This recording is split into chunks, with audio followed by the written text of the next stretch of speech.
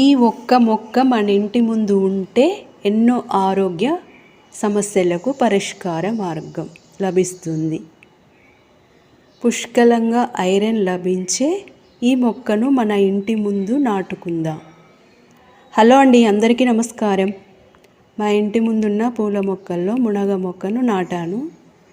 వాటికి వచ్చిన ఆకులను, కాయలను కర్రీలలో ఉపయోగిస్తున్నాను. ఈరోజు నేను మునగాకు పకోడీ తయారు చేస్తున్నాను. ఈ ఆకులో ఐరన్, పీచు పదార్థం, ప్రోటీన్ చాలా ఎక్కువగా ఉంటాయి. 1 కప్పు బియ్యం పిండి, 1 కప్పు శనగపిండి, మునగాకు తీసుకువచ్చి నీళ్ళలో శుభ్రంగా కడిగి వేసుకోవాలి. జీలకర్ర, 4 పచ్చిమిర్చి, ఉల్లిపాయ ముక్కలు, అల్లం వెల్లుల్లి పేస్ట్, సరిపడా ఉప్పు, జీలకర్ర, కొత్తిమీర, పుదీనా, కరివేపాకు సన్నగా కట్ చేసుకొని నీళ్ళతో శుభ్రంగా కడిగి వేసుకోవాలి.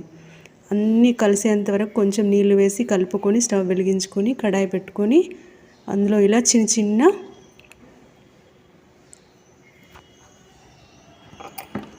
వడల్లా తయారు చేసి వేసుకోవాలి. మనం పకోడీలాగా తయారు చేసుకోవచ్చు, ఇలా వడల్లాగా తయారు చేసుకోవచ్చు, లేదా ఈ ఆకుతో పౌడర్ లాగా తయారు చేసుకొని కూడా మనం తినవచ్చు.